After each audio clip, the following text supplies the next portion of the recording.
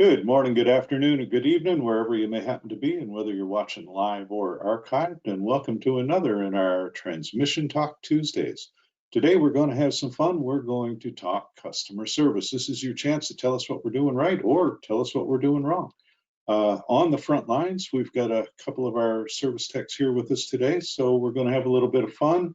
We're covering both ends of the experience spectrum. Scott McLeod has been with us. Well, I think we built the place around him. Scotty, you're just about ready to get your 25th anniversary in, correct? Unmute your microphone, Scott.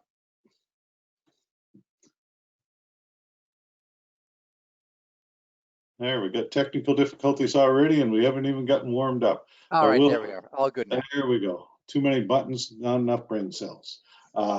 That's my story anyway.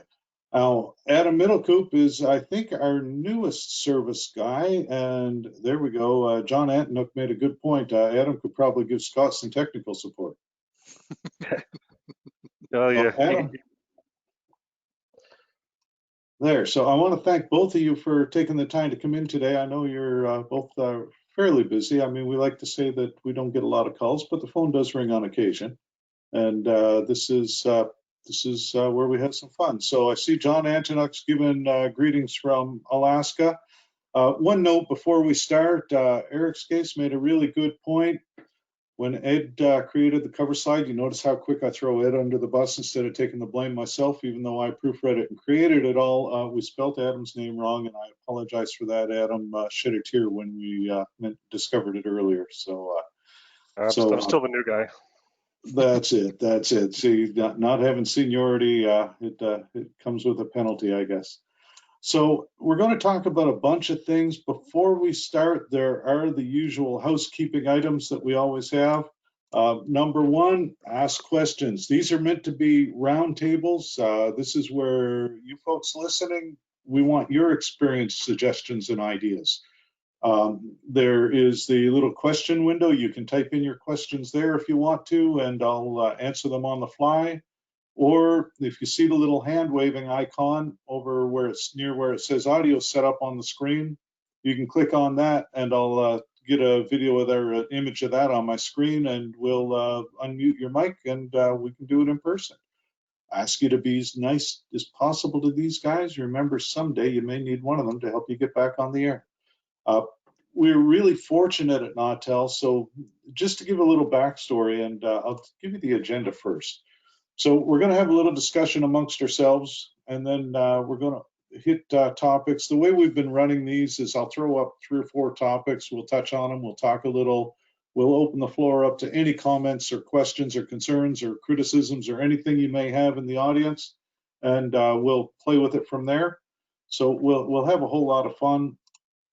So here's the sort of the general game plan that I put together with input from the guys who are answering the calls firsthand. And this is where it gets to be a lot of fun for me, because for quite a few years, I was the only guy answering the calls. Kevin, our current CEO and owner, started our service department as our first service manager, and I got hired as a support tech 30 years ago come this October. So time flies when you're having fun. That's another thing that we've been really lucky with. So we mentioned that Scott and Adam bracket the experience level of support, and on average, we've got. You guys got to guess how many years, cumulative years of support experience we've got over there? Well, Terry's got to be close to 30 or 25. So Ryan 15. Yeah, 40, yeah. 50, so, 60, 5, 30 some. So, you know, it's well over a couple of hundred hours or years, sorry, of support experience. And that's really kind of cool because the guys can play off amongst each other. We've also got an amazing admin team, Wendy, Kathy, Amanda, and I'm going to miss somebody, so correct me when I do. Heather, did I get it? Scott's nodding his head. I'm going to call that a good sign.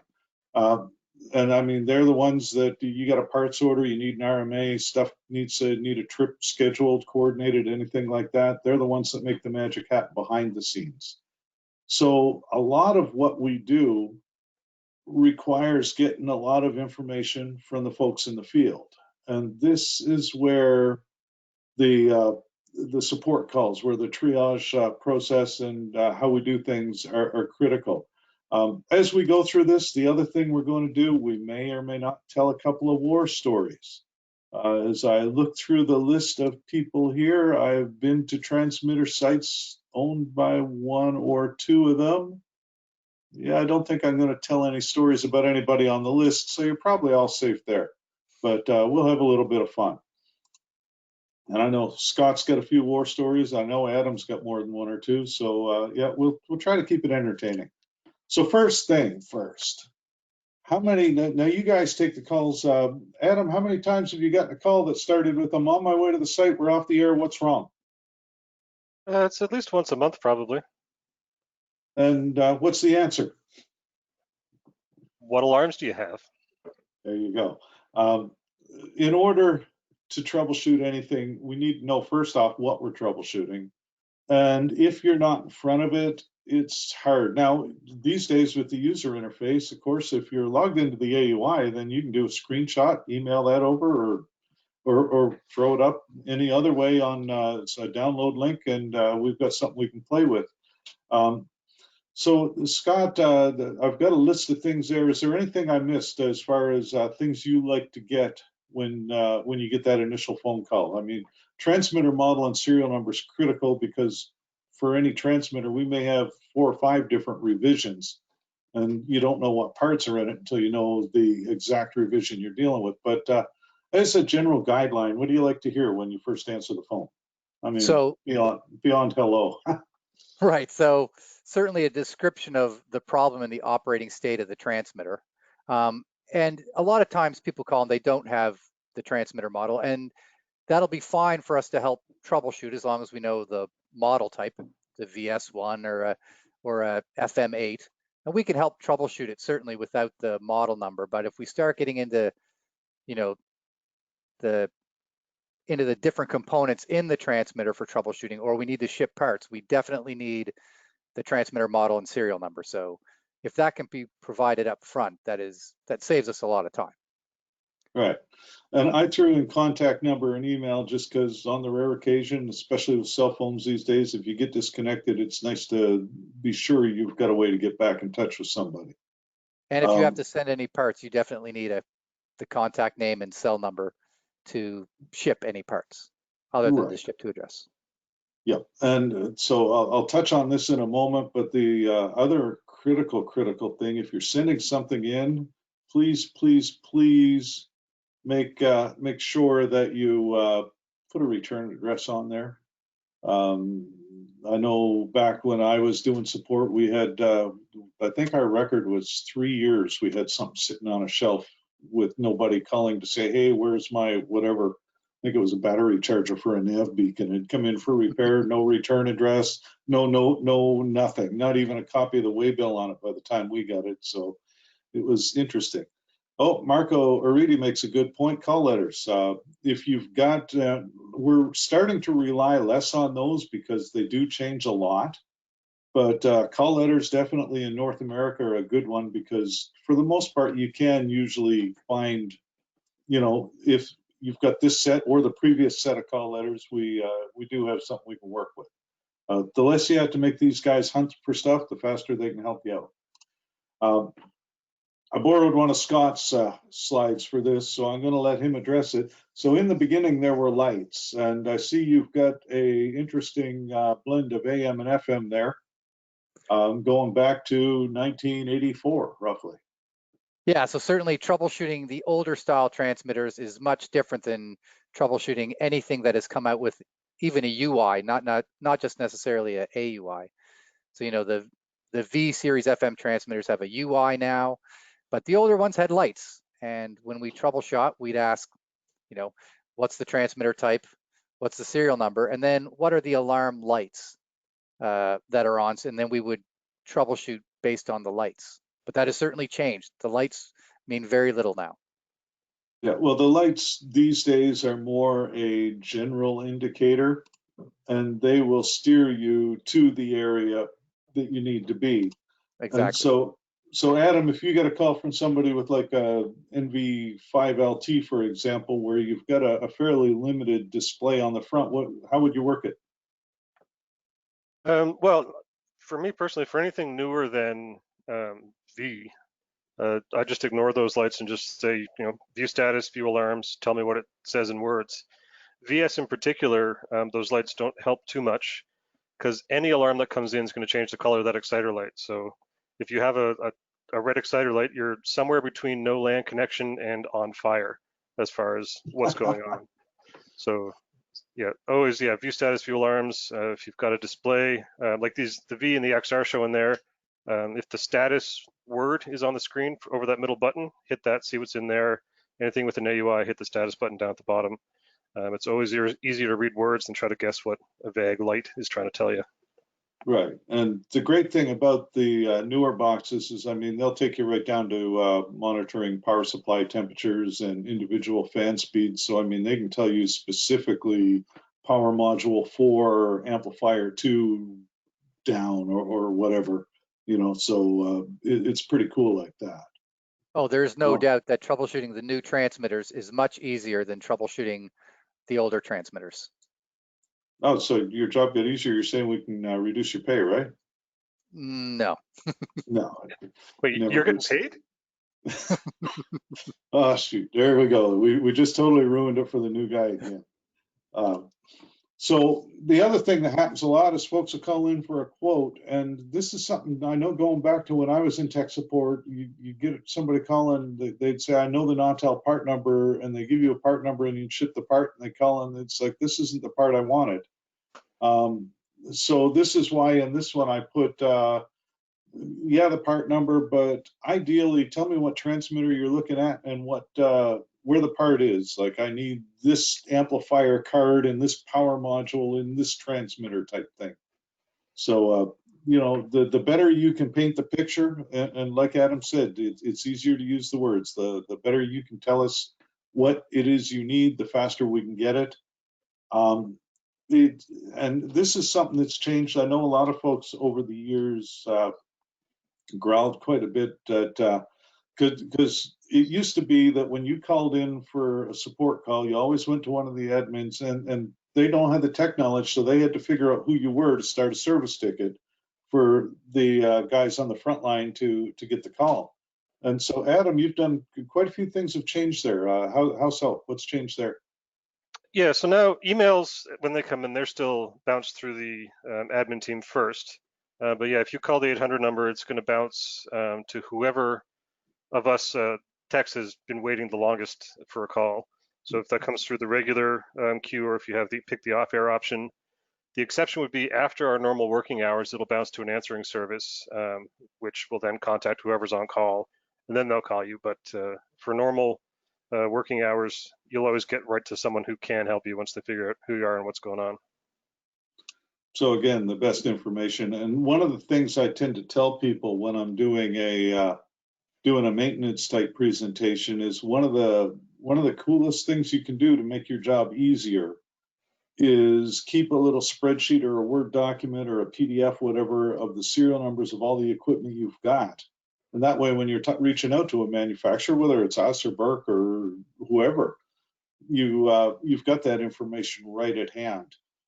The other thing that's useful, because most of us tend to put the serial number in little tiny fonts way at the back corner of the transmitter in the dark building, is grab a P-Touch label maker or something similar and print the serial number on a label and stick it to the front of the box. So that way you've got something, because with that serial number, we can drill down and tell you every piece that was in that box when it was built. And that makes a big, big difference when it comes to helping things out. And now, having said that, at some point, you're going to get to the point where you don't have time, or you just throw up your hands and say, this has got to come back. And recently, you did a change to the RMA procedure. And I'm going to pick on Adam for this because I think he was kind of part of parcel of how this changed, but I could be wrong. No, it wasn't really my choice, but I'm going through the process like everybody else is. So the the fundamental process is still the same. You call us, say, hey, this is broken, I'd like to send it in to be fixed, and we'll provide an RMA number for it to come in under, so that once it hits the loading dock, either in Canada here where I am or in Bangor, they can find out who it's from, why it's here, where it needs to go, if it has to change plants or what's going on. The key difference would be that before would be whichever service technician you were talking to that would generate the RMA and provide that, and you could fire it off from there. The admin team now is looped into that process. So they'll go through, check the account over, make sure we've got all the right account information done up. They'll provide the RMA, and then they'll look at what the desire is to be done with it. Some people just want things to come in to be looked at. Some people want it to be invoice when it's done. Some people have a credit card for it, so they'll look into some of that. They'll also take a look at the account. There's been cases where something comes in, it's a big panic, it's a big rush. We got to fix this right away. So everything else gets pushed aside, and then we get to the end, and it turns out that whoever's parted is they owe us $100,000 from something else already, and they're not going to pay that or the repair. So that we've pushed people out of the side for it just makes a bad situation. So they'll address some of that stuff on the lead in. I guess the only effect that will be felt for people trying to send something in for repairs, there is a bit of a turnaround on that depending on volume. Generally it's end of that day, or if we're too far into the day, it'll be midday the next day generally is what we're looking at for the RMA number being provided once those account checks get sorted. Okay, cool. So that's and that is one of the things. I mean, I know 30 years ago we had a much smaller customer base, so everything was done a lot more on a nod and a handshake. But more and more it's getting to, we've gotten big enough. We need the procedures. It helps us track stuff, and it does speed the process up quite a bit. The other cool thing is that once you've got that RMA number, if that goes on that box, then we've got the ability to track it through the database at pretty much any point in the system. And I know there are a few changes being looked at for future, so that's kind of cool. One other thing about returning stuff for repair: pack it well. Scotty, I think this is one of your sides originally. Yeah, it's certainly not too often that we get return shipments that have been so badly packed, but some transmitters come with shipping hardware, like the smaller transmitters. There was a bracket that's missing on the top of these UG69s that had been removed, probably as part of the troubleshooting, and then when they shipped it back, they didn't have the bracket in, so it caused a lot of damage. And the unfortunate part is the original fault may have been relatively inexpensive to fix, but once shipping damage occurs, it can be more expensive than the original fault. So if you have any questions on packing your units before you send them to us, just give us a call. We'll be happy to guide you in the right spot on what to put in and make sure the shipping hardware is in. We received just a little war story. I received a customer returned an ND500, which is an old beacon system. It was a main standby system. And when he shipped it back in the rack, and it was packed in a cardboard box with the shipping hardware in a bag at the bottom of the box. So it was quite a mess by the time we got it. And that was from overseas in Asia. I've seen a few come in where the handles, the front handles on the gear were poking out the sides of the cardboard box. We had one come in where there was more tape than box, as the courier had gone over it and stuck one of those notes. One question from the studio audience: will we ship out an empty box for a return? And I know we have, so do we have a policy on that? If it's so it depends on what it is, but typically we would charge for a box. So if you had a VS1, for example, and it comes in a really nice box, and it is actually a cardboard box, but it does have some metal plates in it and styrofoam. So if you were sending back a VS1, for example, to be fixed, and you needed a box, we would charge you for the box, ship it to you, and then you'd ship it back to us. And I know way back in the day with the P400s, that's how far I'm dating myself. When I started, I tested the last P400s we built. We used to, those went in a plywood crate, and they had to be very specifically supported because there was a lot of weight dangling from the other side, underside with the power transformer. So anytime one of those come in, we'd make arrangements to get them a box if they didn't have the original crate. And yeah, same deal. There was, I mean, you know, there's you got to recover the cost, but it's not like we're after making an arm and a leg on the box. I assume. I hope. No. Now I do see a couple of our agents out there, and I know as a sales guy, this would be where John George starts to panic because I see him there. I see Bob Trimble, but I know as the sales guy, typically, if anything goes sideways with the customer experience, then we'll get the first call. So Adam, just as a support guy, and because I do see a couple of reps, and without going too far into how do you what's our best way to handle stuff like that if we need to escalate something? Normally, it'll turn into an email to support where they'll advocate on behalf of whoever it is, and there ends up generally being some discussion between whoever the technician working on that particular case was and whichever agent or sales guy is looking to make something happen. Sometimes it's just a case of, they've been trying to get this part for a while, and what's the delay, what's the holdup? Sometimes it's, yes, they poured coffee on it, but that can't really be their fault. So the nature of the situation will kind of dictate what the outcome will be. I mean, most often we'll try to do right by everybody, whether it's, we'll like a buy two get one free deal for parts if there's something that's not a manufacturing defect, but it's an honest enough kind of situation, or we'll expedite things if we can. I know sometimes we'll run into part shortages on boards, or we'll have 7 people need a part and there's only 5 of them available for another 3 months till something comes in. And if that comes up, sometimes we'll look and say, okay, well, these 3 are just going to be a spares order. So then we'll talk to whoever had that spares order and say, hey, can we borrow, can we do 2 now and 1 later? We'll try to shuffle things around to make everything work. But generally, we try to not have that happen. The goal is always to make sure that the customer experience with us is as far as it needs to go. Saves everybody else's time and frustration and headaches. So we do try our best to sort situations out ourselves. So I mean, we're not the bad guys necessarily, despite what some folks may have to say about Scott.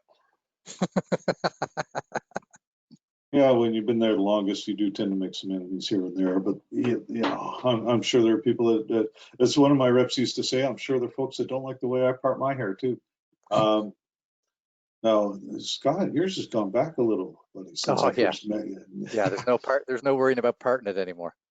And one other thing, since I threw him out the invitation to be part of this, and he conveniently scheduled vacation this week, we're going to call out John Wilton, our head of support, these guys' boss, but in a good way, because John has been really, really responsive. If we've got a customer issue that we do need to escalate, he tends to be pretty fast at making sure things are under control. And I think usually just lets you guys roll with it for the most part, right?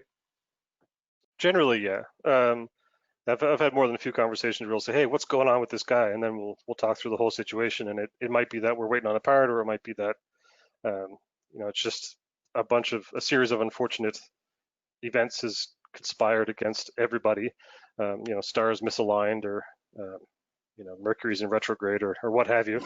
But yeah, no, there's often he'll go to whoever owned the original support case and say, hey, what's going on with this? And then we'll move forward with him, or sometimes he'll take over. Sometimes he'll say, okay, yeah, just carry on doing what you were doing. And sometimes it seems to happen that we'll have a plan in place and it's getting in motion, but before we're able to communicate that back, the sales guy loop has started, and it's coming from above when we're already just about to say, well, we're already sorted. So it's The good thing Okay. about that is it feels like a really fast resolution coming back, and it makes the sales guy all happy, even though he did absolutely nothing special. Yeah, well, we're here for you specifically. There you go. There Sales you go. All right, there. My ego just got a little bigger than it really needed to be. I'm going to put this slide up here. This is a picture of our website, Scott. It is, yes, yeah. So it's funny. We were joking around before this began, and I threw that up there, and Scott said, "Oh, we have a website." I'm going to guess that was tongue in cheek. But Yes. so the one thing I want to pick on right now is over on the right, the live chat button. What happens if you click on that? Right, so that's a tool that at least 4 of the techs will be logged into during work and business hours. But if a customer wants to do a live chat versus a phone call, you just click on live chat, and within a minute or so, customer service tech will say, "How can I help you?" And then it's just through the type. Now, at the moment, that is pretty much purely business hours, yeah? Yeah, so live chat is only monitored now from 8 a.m. Atlantic time to almost 8 p.m. Atlantic time. Nelson will be, the late shift would be logged in after we leave at 4:30, but it is 8 to 8. So it is a pretty lengthy day. It's not But it your is business normal. days, no Right. weekends, no holidays. Right. Do we monitor email on weekends yet? No, Notice I say yet.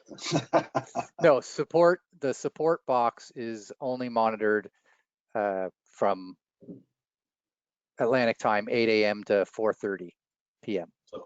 And the Monday to reason I Friday. bring that up, because for folks listening, if you need to get us and it's after hours or on a weekend, by all means, call the support number. It's also on the website under the contact support section. But give us a call. That way you will get a call back within some hopefully reasonable time frame. I think we shoot for 15 to 20 minutes. Do you have an actual time return call target? That's a great question. For after hours, I don't know. It's usually not very long at all. You know, Yeah. What'll happen after hours is you'll get a message service. They'll take the message and then they will reach out to the on-call tech. And if they can't get the on-call tech after 15 minutes, they will go to the backup tech. So it certainly should be within half hour, an hour at the most. Well, one other thing, and Adam, you can address this, or I could address it too, doesn't matter. But one of the questions I got was do we have Spanish speaking support? Nelson speaks Spanish. For emails and stuff, I'll generally just throw into Google Translate. So I've done, full support cases over email through Google Translate, and hopefully I said the right stuff. I'll always preface it with, I'm using Google Translate, so I apologize if this doesn't make sense. The non-English support is easier over email. But yeah, Nelson speaks Spanish. He comes on 11 o'clock our time till the end of the day. He's normally Monday to Friday. Yeah, but that's all it is. And so as far as the live chat would go, it's just a question of whoever you end up getting. If Nelson happens to be one of the people who's logged in, then you could run Spanish that way. But for a phone call, he's the only bet. But for email, pretty much anybody can give you a poorly translated answer to your question. Mm-hmm. And Scotty, you were taking Spanish lessons at one point, were you? Oh my, yes, I took a small course of Spanish and I learned very little. Por favor. Yes. Gotcha. Yeah, about that. Dennis has asked if we observe Canadian holidays, U.S. holidays, or both, and I guess technically both, because we've got facilities and staff on both sides of the border. But I mean, especially for tech support, really we observe none. I mean, the phone is always answered, right? Certainly, yeah, 24/7, and we're in Canada, so me and Adam, of course, don't take the American holidays. We won't take July 4th off or this Friday off, but we'll take tomorrow off, which is Canada Day. So there's that alternate there. So there are some American techs and there are some Canadian techs. Right. So you've still but got certainly, Steve Nelson and Alex will be handling the phones on tomorrow, which is a Canadian holiday, while you guys are covering them on Friday for the American holiday. Yep. right. But even at Christmas time, we still have support. There's always phone support 24/7. If you've got a problem, you're at the transmitter and you need help, give us a call. I think I had been in tech support for close to 10 years before I went to a company Christmas party and did not get a support call that day. That was just one of those things. It seemed to be our little ritual for a lot of years. It's like, all right, yep, he's at the party. Oh, open the first beer. It's time for the phone call. Which is why you hopefully limit yourself to one beer on support call days. Do you guys stagger support now? Like you said, you got a primary and a backup after hours tech typically. Yeah, is there a third level, or is that where you go? So That's as far as it is. Okay. Yeah, two guys on call. Yeah, week on, and then it just cycles through everybody. Now, one other thing I wanted to mention, and just because I know Scott was involved with Ed last week in working on it, is that there are a lot of self-help things on the website. Obviously, handbooks. There's a little thing on user interface and software updates, a link to the FTP site. There's some presentations and training section. My tips and tricks not to pat my back anymore, and I have to because I'll dislocate my shoulder. But Scotty, you've been working on some how-to videos too, yeah? yeah, there's a number of how-to videos in there. The last ones were basically just similar to the stuff we're going over here, like what information you can provide Nautel to expedite either a repair or a quote request, stuff like that. Yep. So there are videos, and they're in the video link at the bottom of the support webpage. You can click on videos. Now, I know at one point there were a bunch of fairly short videos on like how to unpack a VS transmitter and things like that. Adam, are those still there? Yeah, it should be. So yeah, the sultry sound of my voice can be heard unboxing a VS and installing it. Kind of one of the things I started looking to when I first started in CS before I was actively taking calls. I did a few sort of quick how to use the AUI videos, because at the time there was a 45-minute webinar that went over absolutely everything in the AUI, which was cool. But thinking for myself, if I want to know, okay, how do I change the spark plug in my lawnmower? I jump on YouTube, some guy talks for 90 seconds and I'm good to go. So I tried to get a couple of the most common things that we get with AUI related questions and just ran a screen capture and went, this is how you do that. Here's what you'll run into, like, deleting presets or changing presets, audio stuff. And then Ryan has done a few more of those more recently to cover some of the changes in the software. Scott's got a couple of videos on beacon tuning, which is usually the first problem that people have with the beacon is not getting the ATU tuned. But yeah, they're still there. They should all be in that list. The unboxing videos come on a USB drive with all the VS now. Another thing I did is we went through, when we made the change to moving the books to USB and having those videos on there, we also updated the quick start guide at the same time. Because I basically took a VS in a full package and I was like, all right, let's see if I can put this together. Because it seemed we were getting a lot of calls about, how do these rack slides go together? Where do I plug stuff in? So I just went through, as if I knew absolutely nothing, just following strictly what instructions were there. And there were some shortcomings. So we worked to kind of smooth that out. And so I leaned pretty heavy on that quick start guide in the unboxing video, but what you need is there to get it put together. And it's, I think maybe you can answer this one better, Jeff. I think those videos actually get emailed out on VS orders before they ship, right? So it's, hey, before you get it, have a look. So when you open your VS transmitter, there's a little red square in there, a fairly big red square on the top that says, hey, check out how to unpack this transmitter video on this USB stick, with an arrow basically pointing to the USB that the manuals are on. Nice. I know for me, I've started pushing a lot of folks to there's a little how-to on how to put the rack slides together. And I mean, that's huge because the quick guide is not the easiest. No, it's not the most intuitive. It's a lot of information in a small space. And the video is a couple of minutes that will really make your life a whole lot easier, especially on a VS box. They're not that bad Oh. once you've done it. It's just getting that first time you've Mhm. done it. So Now, one other thing on the website, just as I throw, then I just hit some high points. I didn't talk about the users group section much at all. That's its almost own discussion. But there are support requests, website support. What's website? Is that just like what it says? There's an issue with your website?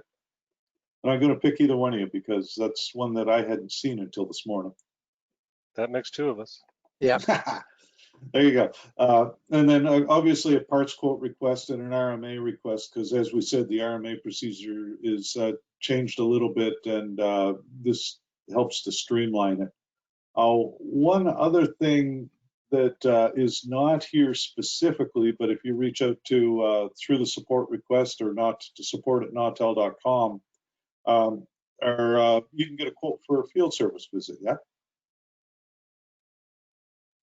Yes. They're going to say, Yeah. see Scott nodding his head. I hope everybody's got their camera or Or at watching the least camera.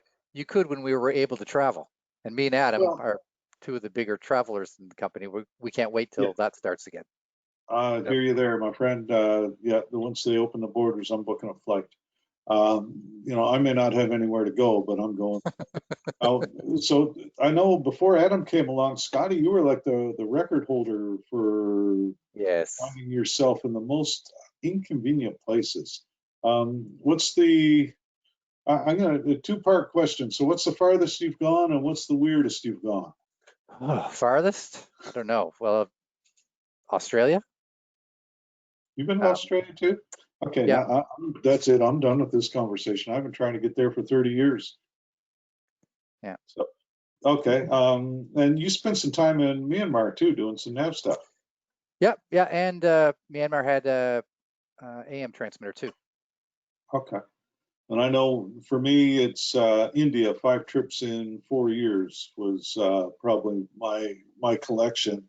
I think the weirdest for me was coming down a mountain in the Honduras in a 60s vintage Willys Jeep with no brakes and a flat tire. We're in first low 4-wheel drive. We got to the bottom. The driver had the ignition shut off, so it was basically just jittering all the way down. We get to the bottom, the Jeep stops, he opened the door and threw up. That's how you know it was a hairy ride. Adam, what about you? I know you've been all over as well. Yeah, farthest away would be Australia as well. And it only took me 3.5 years of constant groveling and harassment of our agent to make that happen. But that's the key. Persistence is the key. Yeah, end of last year, I did it was a 3-week run, a north-south run from South Korea through the Philippines and through Australia and back. And I guess that is about as far as you can get because it's solid plus 12 from where we are here for time. My weirdest trip, I was in Bangladesh doing some sonar work. So Nautel also owns a sonar company. And so I've made 3 trips to the Chittagong in Bangladesh to work on some sonar stuff on one of those ships. So that was kind of the oddest one. It was, you're in the sonar compartment, which is a small space to start with. There's 15 people in there with you. It's the size of an average, probably a good sized bathroom. Is how big that is. And it was 35 degrees outside, and when they'd open a hatch at the bottom of the boat, the air coming in was nice and cool and refreshing. To get some perspective on how hot it was in the space. So yeah, it was. Gone across northern Thailand in a BMW with 6 people in it and no air conditioning, and the thermometer on the dash said 54 Celsius. That was an interesting drive. I think I'm going to recant my previous weirdest. My absolute weirdest was post-Katrina. I was doing an install in southern Mississippi. And the guy I was working with, we finished up the install and we decided to look for a hotel. I had a fairly early flight out of Jackson the next day.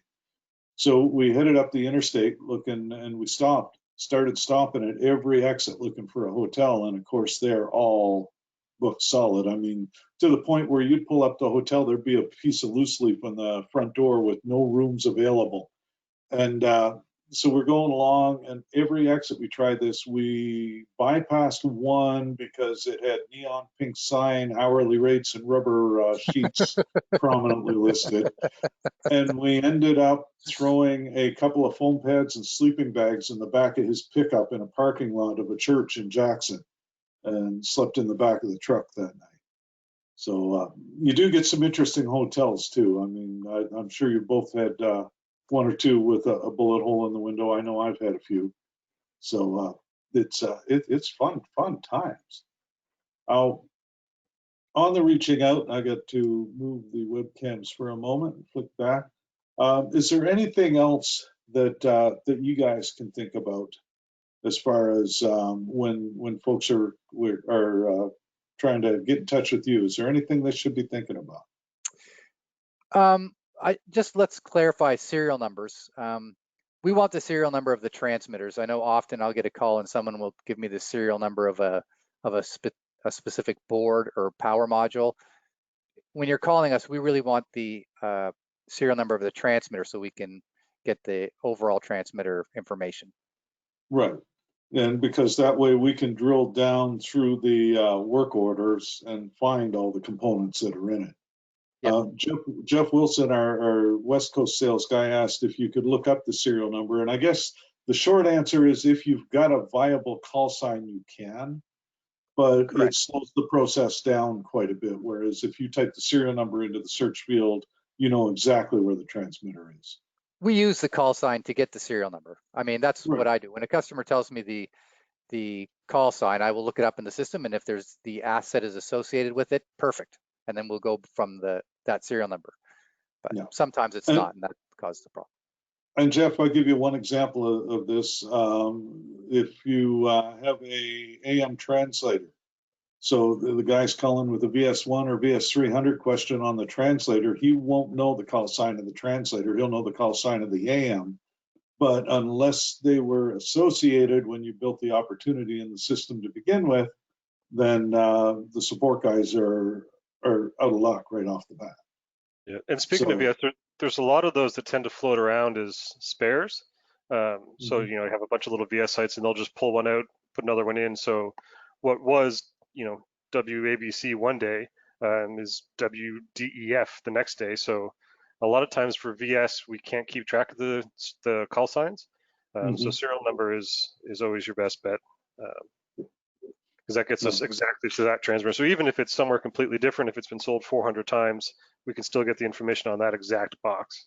Right. And the cool thing is, so ABC is a AM in New York City, and DEF is an AM in Connecticut, Darien, Hampshire, I think it was. I've been to both of them. Apparently they're sharing VSs now. So that is the very brief overview. Here we go. Dennis asks again too, do you update the call signs? Because the transmitter's 30 years old, call signs have changed multiple times. And so Dennis, not only do we update them, but if I recall right, and Scotty, you can address this, we keep the previous call sign in a field somewhere too, don't we? Correct. So on the job sheet, which is the as-built document, we would write down the new call sign and basically say it was this, and then now this. So yes, we'll keep records of that. And I know if I go in Salesforce, which is our customer management system, I can go in and see the previous call sign field. And in some cases, yeah, it'll be 2 or 3 extra call signs in there beyond the current one. So that's a good point. Jeff wants to know if serial number is hidden in the software for the newer gear anywhere, or is it only the physical sticker on the back of the box? Unfortunately, it's still sticker on the box. Yeah, it's a little bit of yes and no though. So the GVs, when you first get them, the serial number is put into the phone home screen, but that's a manual entry. So if you ever do a new flash card or something, that's gone. It'll be there maybe sometimes for a little while, but generally, yeah, your sticker or plate on the back. So that brings me to a good point, though, and I'm glad you brought that up because I thought about it earlier and forgot again. Flashcards. Flashcards are a finite read-write device, and then they stop working. So would it be a good idea to keep one on the shelf somewhere? Yeah, it doesn't hurt because you could just pull it out, pop the new one in. If you burn one from the images on the FTP site, the AUI instance that is generated there exists only to upgrade the software. So if you just burn one and then put it on the shelf, when you plug it in, you're going to be forced to go through the software upgrade routine. So it'll be more than a 5-minute swap. It's also worth noting that the touchscreen calibration is gone when you do that, and they seem to only really work in the bottom right corner when they're not calibrated. So if you're going to do that, you'll want a USB mouse. Probably the ultimate thing to do would be to burn a new one, put it in, run through the full installation process so that you get the full AUI package on that flash card, have the touchscreen calibration all done, then pull it out, put it on the shelf so it's fully ready to go, and you're set. In a lot of cases, information. Yeah, in a lot of cases too, we have SSD upgrades available. There's field mount kit for NX and GV for sure. I think NV is pending. Do you know offhand, Scott? I think NV might be done. I think the field mod is done. Yeah, so it's for GV, it's a little bit involved. You end up changing a plate on the back of the controller where the holes for the CF card is. It's a new solid plate that goes there, and there's a bracket to mount an SSD inside. Those have a much longer service life than a compact flash card would. But at the time when NV came out, when all this started, that's what, 15 years-ish, give or take, early 2000s. The solution for large portable media was compact flash. Right. Your SD cards were, 64 megabytes for $1 million. USB drives weren't really a thing. Compact flash was it, so it was the thing, and that's how we ended up starting on them. I expect because it predates me, but I can just think from my own consumer electronics days. I was there for that. It was the most convenient and flexible.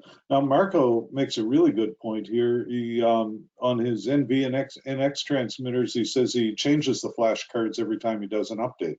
So as part of his software update procedure, he puts in a new flash card, and that would perfectly solve that problem. Yeah, it's treated as kind of a planned maintenance routine. You're preempting any potential issues with a card. Not a bad way to do it. That's a really good tip, Marco. Thank you. I appreciate that. And I know you can get a CF card off Amazon for $30-40. Some of the newer ones, you can get these ones that auto map any sectors that are going bad and write the data elsewhere. They're a little more expensive. They also last a lot longer. So that's something else you could consider. Now, you're talking about technology that existed at the time as the optimal solution for a challenge that's not necessarily so optimal anymore. And so I am going to release the 800-pound gorilla and ask, what are you guys doing to prepare for the release of flash-free AUI in the next month or two? Preparing for phone calls. Yes. And so a lot of what we're seeing here is a way of streamlining procedures. And is that you're expecting to get more than a few, correct? Yeah, so once it is finally released, certainly there will be a lot of video content released on HTML5, the new AUI, and I'm hoping we will have some videos on here's how you upgrade. So we can do it through videos, not just text. That's a really good idea. I know that I was talking to Matt earlier today, and hopefully I'm not putting him too much on the spot, but I think his goal is to have a webinar on the product itself within about a month or so. So at the very least, we'll have some extra training there too. Maybe we'll make it a schedule for all the support folks to tune in as well, so you're on top of that. But so I've sort of been handling questions as they come up. If anybody in the audience has got anything else they want to address, we've got a few minutes left. This is your time. Throw up your hand, ask a question, put these guys on the spot. You know, it's I know especially Scotty loves that stuff. He just loves being the deer in the headlights, so to speak.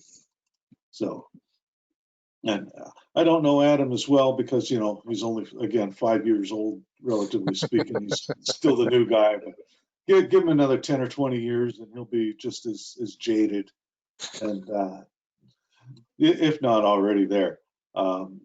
So definitely there are ways to get information online over and above what we've talked about. This webinar and every other webinar we do is saved in our on our website. We have the periodic waves newsletter, comes out every, it varies 2 to 3, 4 months depending on how busy we are. I mean, we try not to clog your inbox with a bunch of stuff if we don't have anything to say.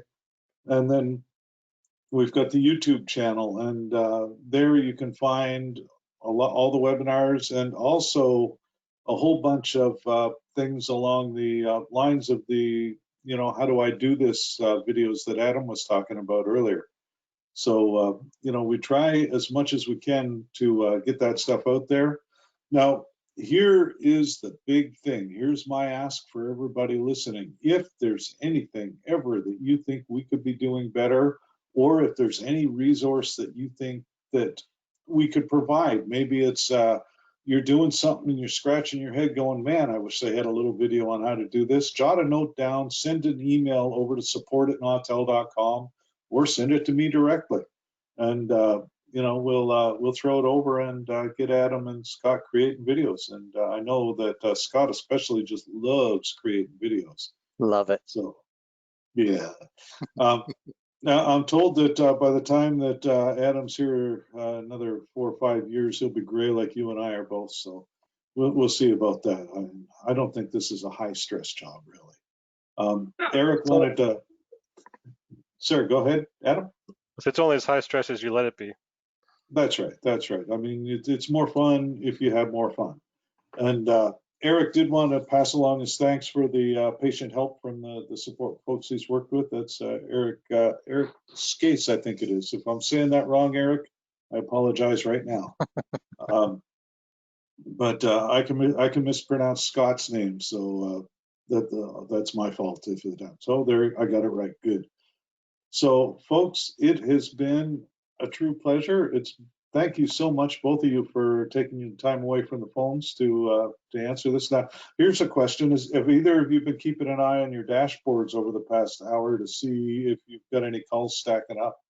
No, I like the surprise. Like a pair of Maytag repairman, it's just awesome. So certainly, if anybody's got any questions, the sarcastic remark, 23 calls deep.